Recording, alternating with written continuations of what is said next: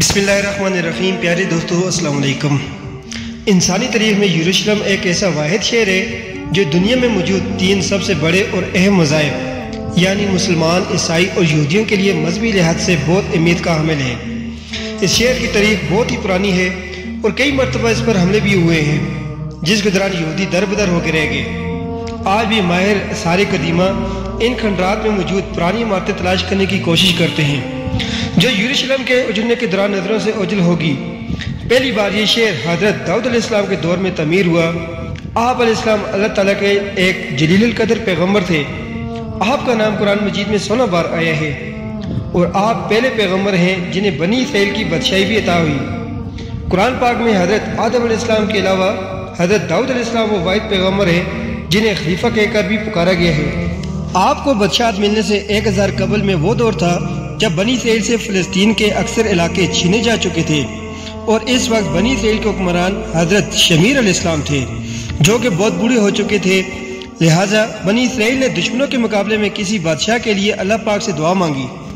और यूं अल्लाह पाक के हुक्म के मुताबिक हजरत शमीर अलैहिस्सलाम ने 30 साल तलूत को इन पर बादशाह मुकर्रर करना चाहा,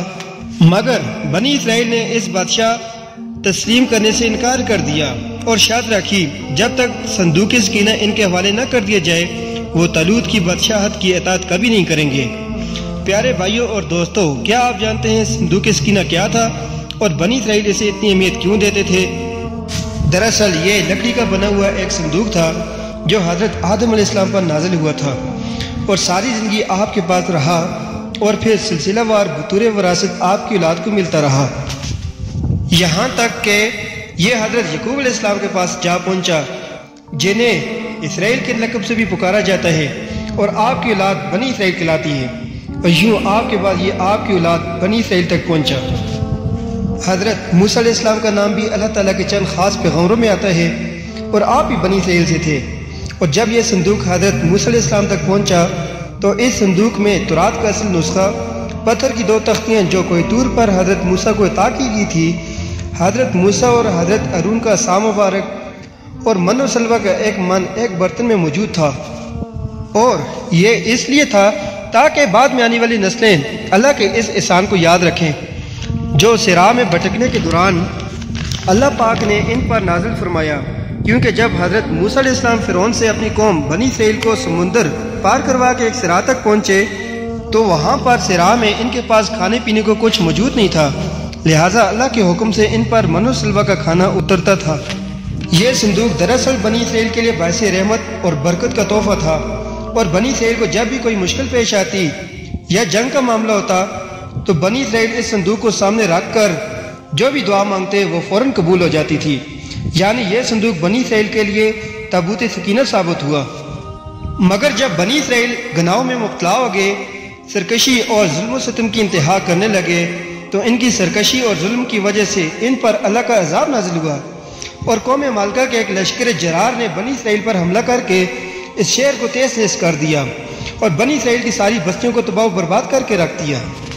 और जाते जाते इस संदूक को भी उठाकर अपने साथ ले गए और जाकर इस संदूक को कूड़े क्रिकेट में फेंक दिया। इसलिए इस बेअदबी पर अल्लाह ताला ने कौम मालका पर भी अपना अजाब नाजिल किया, यहाँ तक कि तरह तरह की वबाई बीमारियाँ इन पर नाजिल होगी और कौम मालका के 5 बड़े शहर देखते ही देखते वीरान हो गए। इसलिए इनको समझ आ गया कि ये सब कुछ अल्लाह का अजाब है जो कि संदूक सकीना की बेअदबी करने का नतीजा है। लिहाजा उन्होंने फौरन इस संदूक को ढूंढा और ढूंढकर बैलगाड़ी में डाला और बनी इसराइल की तरफ रवाना कर दिया और यूं अल्लाह पाक ने संदूक को 4 फरिश्तों के जरिए हजरत शमीर अलैहिस्सलाम की खिदमत में पेश कर दिया और यूं हजरत शमीर अलैहिस्सलाम ने वो संदूक बनी इसराइल के हवाले कर दिया और जो शर्त बनी इसराइल ने रखी थी वो पूरी हो गई और बनी इसराइल ने तलूत को अपना बादशाह तस्लीम कर लिया। दोस्तों, हजरत दाऊद अलैहिस्सलाम ने तलूत के लश्कर में बहुत कम उम्र में ही शमूलियत इख्तियार की। इस वक्त दुश्मन फ़लस्तीनियों के सिपहसालार जलूत ने इसराइलियों को मुकाबले की दावत दी और यूं इसने पूरे इसराइल को लड़ने का कहा, मगर किसी में भी लड़ने की हिम्मत न थी। मगर हजरत दाऊद अलैहिस्सलाम इसके मुकाबले में निकले और इसे कत्ल कर दिया। इस वाक़े ने हजरत दाऊद को इसराइलियों की आंखों का तारा बना दिया और आपकी मोहब्बत इसराइलियों के दिलों में पैदा होगी। लिहाजा तलूत ने अपनी बेटी हजरत दाऊद से ब्याह दी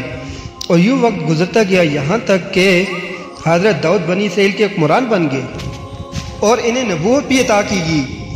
آپ ہی نے یروشلم کی بنیاد رکھ کے وہاں پر تابوت سکینہ کی حفاظت کے لیے ایک ہیکل یا محل تعمیر کرنا شروع کیا، اور آپ علیہ السلام نے بنی اسرائیل پر 40 سال حکومت کی، مگر آپ کی زندگی میں یہ ہیکل مکمل بن کر تعمیر نہ ہو سکا، اور پھر آپ کے بعد آپ کے فرزند حضرت سلیمان علیہ السلام نے اسے مکمل کیا، اور اسی وجہ سے اسے ہیکل سلیمانی یا کنگ سلیمان ٹیمپل یا فرسٹ ٹیمپل بھی کہا جاتا ہے۔ حضرت سلیمان بھی اللہ کے عظیم پیغمبر تھے، اور اللہ کے حکم سے جنات کو آپ کے تابع ہونے، جانوروں کی بولیاں سمجھنے جیسے معجزات کے علاوہ انہیں ایسی سلطنت عطا کی گئی تھی جو اس سے پہلے نہ کبھی کسی کو ملی اور نہ ہی کبھی مل سکے گی، جس کے لیے خود آپ علیہ السلام نے اللہ پاک سے دعا کی تھی۔ پیارے بھائیوں اور دوستوں، ہیکل سلیمانی کی تعمیر مکمل ہونے میں کل 7 سال کا عرصہ لگا، اور یوں یہ 410 سال تک قائم بھی رہا، یہاں تک کہ حضرت سلیمان علیہ السلام کے بعد بنی اسرائیل آپس میں جھگڑنے شروع ہو گئے، جس کے نتیجے میں 2 ریاستیں شمالی فلسطین میں سلطنت اسرائیل اور جنوبی فلسطین میں سلطنت یہود قائم ہو گئی، اور یہ دشمنیاں اور لڑائیاں ایک لمبے عرصے تک چلتی رہیں، یہاں تک کہ 7ویں صدی قبل مسیح میں ہاشفری فاتحین نے سلطنت اسرائیل کا خاتمہ کر دیا، اور پھر بنی اسرائیل ٹوٹ کر صرف سلطنت یہود تک محدود رہ گئے۔ لہٰذا بابل کے بادشاہ بخت نصر نے سلطنت یہود کو تباہ کر دیا، اور ساتھ ہی اس نے ہیکل سلیمانی کو بھی مکمل تباہ کر دیا، اور اسی دوران تابوت سکینہ ایسا غائب ہوا جو آج تک نہ مل سکا، اور یہودی بھی اس حملے سے دربدر ہو کر رہ گئے۔ اس واقعے کے 70 سال بعد ایرانی بادشاہ کوش کبیر یا ذوالقرنین، جنہیں سائرس دی گریٹ بھی کہا جاتا ہے، انہوں نے یروشلم پر حملہ کر کے بغیر کسی خونریزی کے یروشلم کا قبضہ چھڑایا، اور یوں یہودی دوبارہ یروشلم میں آباد ہو گئے، اور ہیکل سلیمانی کو بھی دوبارہ سے تعمیر کرنا شروع کر دیا، اور اسی بنا پر یہودی ذوالقرنین کو اپنا مسیح بھی قرار دیتے ہیں، اور اسی عرصے میں ہیکل سلیمانی دوبارہ بن کے تعمیر ہوا، لیکن یہ تعمیر بھی 430 سال تک قائم رہ سکی، جبکہ اس عرصے میں تابوت سکینہ کو بھی واپس نہ لایا جا سکا جو پہلے ہیکل کی تباہی کے دوران غائب ہوا تھا۔ اسی دوران یہودیوں نے رومیوں کے خلاف بغاوت کی ناکام کوشش بھی کی، لہذا 70 عیسوی میں رومن حکمران ٹائٹس نے یروشلم پر حملہ کر کے اسے تباہ کر دیا، اور ہیکل سلیمانی پھر سے دوسری مرتبہ بھی تباہ ہو گیا، اور ساتھ ہی اس حملے میں 1.5 لاکھ یہودی بھی مارے گئے، جبکہ ہزاروں کو پکڑ کر جنگلی جانوروں کے آگے ڈالا گیا تھا۔ اور اس حملے کے بعد کوئی یہودی یہ بتانے کے لیے بھی زندہ نہ بچا کہ صندوق سکینہ کا کیا بنا، مگر ایک سوال پیدا ہوتا ہے کہ آخر یہ صندوق سکینہ کہاں موجود ہے؟ دنیا کے مختلف حصوں میں مختلف دعوے سامنے آتے رہتے ہیں۔ کچھ یہودیوں کا یہ دعویٰ ہے کہ یہ اردن کے علاقے جبل نیبو کے علاقے میں کہیں موجود ہے، جبکہ کچھ لوگ ایتھوپیا کے گرجا گھر میں اس کی موجودگی کا دعویٰ کرتے ہیں، جبکہ کچھ لوگوں کا یہ ماننا بھی ہے کہ یہ ملکہ برطانیہ کے تخت کے نیچے موجود ہے، جہاں پر ملکہ کی تخت پوشی کی جاتی ہے۔ یہاں تک کہ طرح طرح کے دعوے سامنے آتے رہتے ہیں، اور ماہر آثار قدیمہ اور یہودی سے ڈھونڈنے کے لیے بہت ساری کوششیں کرتے رہتے ہیں، مگر تابوت سکینہ اس وقت کہاں موجود ہے یہ اللہ تعالیٰ کے علاوہ کوئی شخص بھی نہیں جانتا، اور میرا یقین ہے کہ جب تک اسے اللہ تعالیٰ ظاہر نہ کرے اسے کوئی بھی ڈھونڈ نہیں پائے گا۔